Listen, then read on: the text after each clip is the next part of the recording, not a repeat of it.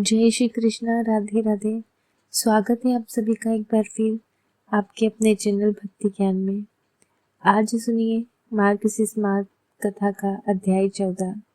आइए अब कथा प्रारंभ करते हैं। अब सुनिए आज का महत्व। भगवान नारायण कहते हैं, नारद, एक दिन गोकुल में सती साध्वी नंद रानी यशोदा बालक को गोद के लिए घर के कामकाज में लगी हुई थी। उस समय गोप में बवंडर का रूप धारण करने वाला तनाव आ रहा था। मन ही मन उसके आगमन की बात जानकर श्री हरि ने अपने शरीर का भार बढ़ा लिया। उस भार से पीड़ित होकर मैया यशोदा ने अपनी लाला को गोद से उतार दिया और खाट पर सुलाकर वे यमुना जी किनारे चली गई। इसी बीच में वह बवंडर रूपधारी असुर वहां आ पहुंचा और उस बालक को घुमाता हुआ 100 योजन ऊपर जा पहुंचा। उसने वृक्षों की डालियां तोड़ी और इतनी धूल उड़ाई कि गोकुल में अंधेरा छा गया। उस मायावी असुर ने तत्काल ये सब उत्पात किया। फिर वह स्वयं श्री कृष्ण हरि के भार से आक्रांत होकर वहीं पृथ्वी पर गिर पड़ा। श्री हरि अर्थात श्री कृष्ण का स्पर्श प्राप्त करके वह असुर भी फिर भगवत धाम को चला गया। अपने कर्मों का नाश करने के सुंदर दिव्य रथ पर आरूढ़ होकर वह गोलोक में जा पहुंचा। वह पांड्य देश का राजा था और दुर्वासा श्राप से असुर हो गया था। श्री कृष्ण के चरणों का स्पर्श पाकर उसे गोलोक धाम में स्थान प्राप्त कर लिया। हे मुने, बवंडर का रूप समाप्त होने पर भय से विलप गोप गोपिया ने जब खोज की, तब बालक को सैया पर न देखकर सभी लोग शोक से व्याकुल होकर भय से अपनी छाती पीटने लगे। सब लोग बालक श्री कृष्ण को वहां न पाकर बड़े चिंतित हो गए। कुछ लोग तो मूर्छित हो गए और कितने ही फूट फूट कर रोने लगे। खोजते खोजते उन्हें वह बालक ब्रिज के भीतर एक फुलवाड़ी में पड़ा हुआ दिखाई दिया। उसके सारे अंग धूल से धूसर हो गए थे। एक सरोवर के बाहरी तट पर जो पानी से भीगा हुआ था पड़ा था, वह बालक आकाश की ओर एक टक देखता और भय से कातर होकर बोलता। नंद जी ने तुरंत ही उस बच्चे को उठाकर छाती से लगाया और उसका मुंह देखकर वे शोक से व्याकुल होकर रोने लगे। मैया यशोदा और रोहिणी भी शीघ्र उस बालक को देखकर रोने लगी और उसे गोद में लेकर बार बार उसका मुंह चूमने लगी। उन्होंने उस बालक को नहलाया, उसकी रक्षा के लिए मंगल पाठ करवाया।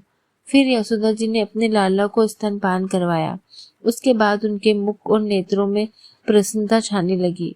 नारद जी ने पूछा, भगवान पांड्य देश के राजा को दुर्वासा जी ने श्राप क्यों दिया? आप इस प्राचीन इतिहास को भली भांति विचार करके कहिए। तब भगवान नारायण बोले, एक बार पांड्य देश के प्रतापी अपनी 1000 पत्नियों को साथ लेकर मनोहर निर्जन प्रदेश में गंधमादन पर्वत की नदी तीरथ पुष्प वाटिका में जाकर सुख से विहार करने लगे। एक दिन वे नदी में अपनी पत्नियों के साथ जल क्रीड़ा कर रहे थे। उस समय उन लोगों के वस्त्र अस्त व्यस्त थे। इसी बीच अपने हजारों शिष्यों को अपने साथ लेकर महामुनि दुर्वासा उधर से निकले। मतवाले सहस्त्र ने उनको देख लिया, पर न वे जल से निकले, न ही उन्हें प्रणाम किया, न वाणी से न हाथ के संकेत से कुछ न कहा। इस निर्जल और उद्दंडा को देखकर दुर्वासा जी ने उनको योग भ्रष्ट होकर भारत में लाख वर्षों तक असुर योनि में ही रहने का श्राप दे डाला और कहा, इसके अनंत श्री हरि के चरण कमल का स्पर्श प्राप्त होने पर ही असुर योनि से उद्धार होकर तुम्हें गोलोक की प्राप्ति होगी। और उनकी पत्नियों से भी कहा, तुम लोग भारत में जाकर तरह तरह के स्थान में राजाओं के घरों में जन्म धारण करके राजकन्या हो जाओगी। मुनि को श्राप को सुनकर सभी लोग हाहाकार उठे। राजा सहस्रास्ति हरि के चरण कमल का अपने हृदय में चिंतन करते हुए अपनी पत्नियों सहित उसमें प्रवेश कर गए। इस प्रकार वे राजा सहस्त्र तनाव नामक असुर होने के बाद श्री हरि का स्पर्श पाकर उनके ही परम धाम चले गए और उनकी रानियों ने भारतवर्ष में मनोवांछित जन्म ग्रहण किया। इस तरह श्री हरि का यह सारा उत्तम महात्म में कहा गया है। साथ ही मुनिवर दुर्वासा के श्राप वंश असुर योनि में पड़े हुए पांड्य नरेश के उद्धार का प्रसंग भी आप सुनाया गया है। अब जानिए यशोदा जी के घर गोपियों का आगमन और उनके द्वारा उन सबका सत्कार, शिशु श्री कृष्ण के पैरों की चोट से संकट का चूर चूर होना और श्री कृष्ण कवच का प्रयोग और महात्मा का वर्णन। भगवान नारायण कहते हैं, देव ऋषि, एक दिन नंद पत्नी यशोदा जी अपने घर में अपने भूखे बालक को गोद में लेकर उन्हें प्रसन्नता पूर्वक स्तनपान करा रही थी। उसी समय नंद मंदिर में बहुत सी गोपियां आई, जिनमें से कुछ बड़ी बूढ़ी थी और कुछ यशोदा जी की सखियां थी। इनके साथ और भी बालक बालिकाएं थे। उस दिन नंद जी के यहाँ आदिक कर्म का स्पादन हुआ था।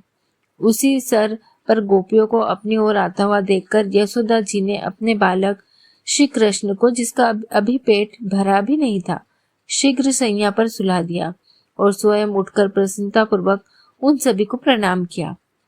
इतना ही नहीं, बड़ी प्रसन्नता हुई। गोपी यशोदा ने उन सबको तेल, सिंदूर, पान, मिष्टान, वस्त्र और आभूषण भी दिए। इसी बीच में माया के स्वामी भगवान श्री कृष्ण माया से भूखे बनकर अपने दोनों पैर ऊपर फेंक फेंक कर रोने लगे, जैसा कि अक्सर नन्हे शिशु किया करते हैं। मुने उनके पास ही गोरस के मटकों से भरा हुआ छकड़ा रखा हुआ था। श्री कृष्ण का एक पैर उसमें जा लगा। विश्व भर के पैर का आघात लगने से वह छकड़ा चूर चूर होकर टूट गया।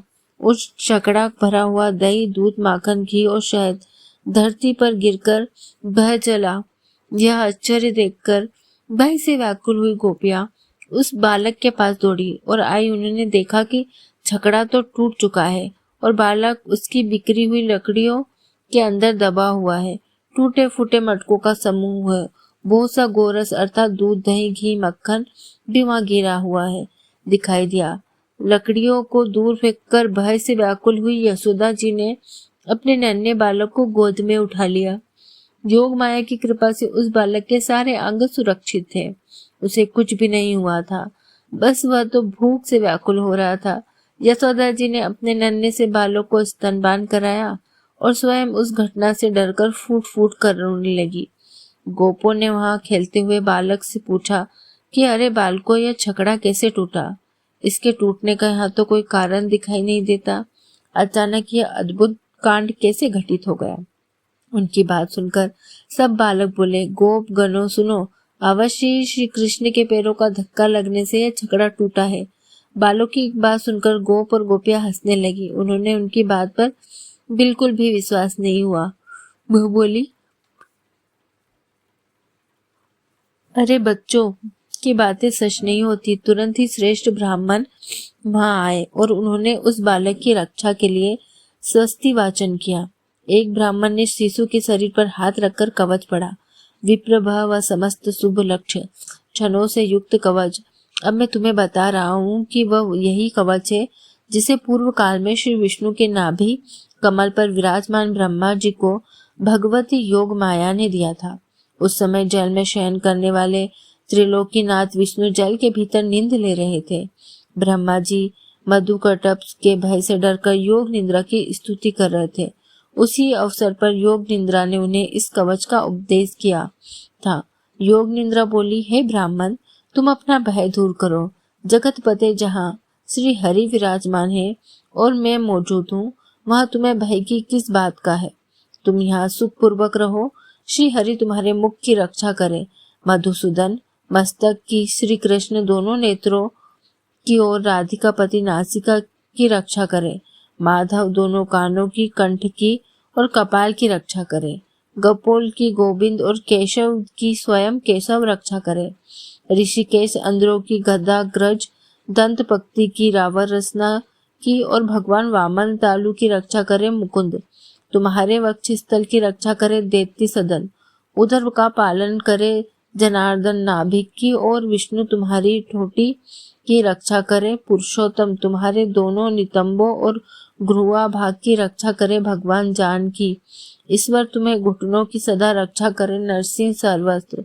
संकट में दोनों हाथ की और कमलों दव वरा तुम्हारे दोनों चरणों की रक्षा करे। ऊपर नारायण और नीचे कमलापति तुम्हारी रक्षा करे। पूर्व दिशा में गोपाल तुम्हारा पालन करे। अग्निकोण में 10 मुख हंता श्री राम तुम्हारी रक्षा करे। दक्षिण दिशा में वनमाली नरत कोण में बैकुंठ और पश्चिम दिशा में सत पुरुषों की रक्षा करने वाले स्वयं वासुदेव तुम्हारा पालन करे। वायन कोण में अजन्मा विटर श्रस्ती। उत्तर दिशा में कमलासन ब्रह्मा अपने तेज से सदा तुम्हारी रक्षा करे। ईशान कोण में ईश्वर रक्षा करे, शत्रुजीत सर्वस्त्र पालन करे, जल थल और आकाश में तथा निद्रावस्था में श्री रघुनाथ जी रक्षा करे। ब्राह्मण, इस प्रकार परम अद्भुत कवच का वर्णन किया गया है। पूर्व काल में मुझे इसका उपदेश दिया था। शुभ के साथ जब निर्जल, घोर और दारुण संग्राम चल रहा था, उस समय आकाश में खड़े होकर मैंने इस कवच की प्राप्ति मात्र से तत्काल उसे पराजित कर दिया। इस कवच के प्रभाव से शुंभ धरती पर गिरा और मर गया। पहले सैकड़ों वर्षों तक भयंकर युद्ध करने जब शुंभ मर गया, तब कृपालु गोविंद आकाश में स्थिर होकर कवच और माल देकर गोलोक को चले गए। मुने, इस प्रकार कल्पा का व्रता कहा गया है। इस कवच के प्रभाव से कभी भी मन में भय नहीं होता। मैंने प्रत्येक कल्प में श्री हरि के साथ रहकर करोड़ों ब्रह्मा को नष्ट होते देखा है। ऐसा यह कवच देखकर देवी योग निद्रा अंतर ध्यान हो गई और कमलोदम ब्रह्मा भगवान विष्णु के नाभि कमल में निशंक भाव से बैठ रहे हैं। जो इस उत्तम कवच को सोने के यंत्र में मढ़कर अपने कंठ या दाहिने बाह में बांधता है, उसकी बुद्धि सदा शुद्ध रहती है। उसे विष, अग्नि, सर्प और शस्त्रों से कभी कोई भय नहीं होता। जल, थल और अंतरिक्ष में तथा निद्रावस्था में भगवान सदा उसकी रक्षा करते हैं। ब्राह्मण ने नंद शिशु के कंठ में वही कवच बांध दिया था। इस प्रकार साक्षात श्री हरि ने अपना ही कवच अपने ही कंठ में धारण कर लिया। मुने, श्री हरि के इस कवच का संपूर्ण प्रभाव बताया गया है। भगवान अनंत है। वे अपनी महिमा से कभी अपने भक्तों को नहीं करते। उनके प्रभाव कहीं कोई तोलता नहीं। हरे कृष्णा। आज के अध्याय में बस इतना ही। इसके आगे की कथा आप सभी कल के अध्याय में सुनिएगा। अगर आपको कथा अच्छी लगी हो तो हमारे चैनल भक्ति ज्ञान को जरूर सब्सक्राइब कीजिए, लाइक कीजिए और शेयर और कमेंट करना बिल्कुल ना भूलें। अब सुनिए श्री कृष्ण चालीसा। वंशी शोभित कर मधुर नील जलत तन श्याम, अरु अधर जनु भीम फल नयन कवल अभिराम। पूर्ण इंद्र अरविंद मुख पीतांबर शुभ साज, जय मन मोहन मदन छवि कृष्ण चंद्र महाराज। जय यदुनंदन जय जगवंदन, जय वसुदेव देवकी नंदन, जय यशोदा सुत नंद दुल। अरे प्रभु भक्तन के द्रग तारे, जय नट नागर नाग नथैया, कृष्ण कन्हैया धेनु चरैया। नग पर धारण गिरवर भारी, धनुज दलन कष्ट विनाशी। वंशी मधुर अधर धरि तेरी, पूर्ण करो मन के फेरी। और पाप माखन चोर बिहारी, भारत भूमि करो उधारी। मोर मुकुट मृदु मुस्कान सुहाई, राजीव नयन छवि मन भाई। कुंडल श्रवण पीत पट शोभा, सुंदर तन जलज प्रभलोभा। मस्तक तिलक अलंग घुंघराले, कृष्ण कन्हैया बंसी वाले। अंका बका कगासुर मारे, अग्नि जलन भी शांत तुम्हारे। इंद्र गर्भ हयो रिसायो, मसुर धार जल्दी बरसायो। डूबत ब्रज को बचाने वाले, नक से गिरवर धारन वाले। सुंदर नीला सब तारो, कंस कुटिल का मान उतारो। माता पिता की बंदी छुड़वाई, अग्रसेन को राज दिलाई। व्रतक छा सुत जीवित ला, देव की शोक हरन कहला। भौम सूर्य मुर दैत्य निहारे, 10 सहस्त्र कुमार उबारे।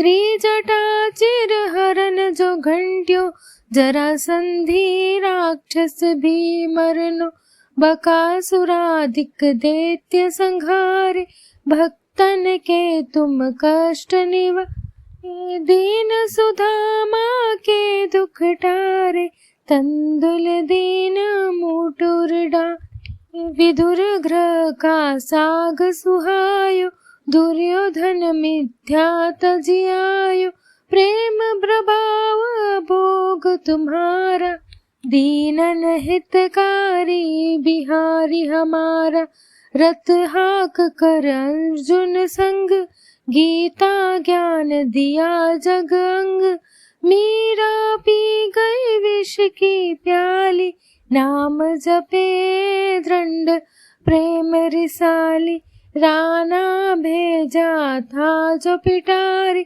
शालिक राम बन गए बनवारी माया तुमने प्रकट दिखाई संशय सब हरी मिठाई भाई दुष्ट निंद कर तत्काला मुक्त किया तुमने शिशु ना द्रौपदी जोई पुकार लगाई दीनानाथ लाज बचाई चीर बड़ो हरि मुख नाथ सर्व तुम कृष्ण कन्हैया कुमति निवारो नाथ हमारे करुणा दृष्टि बरसा ओ प्यारे अपराध क्षमा करो नवारी खोलो पट दर्शाओ मुरे जो चालीसा कृष्ण का गावे अस सृष्टि नवनिधि फल पावे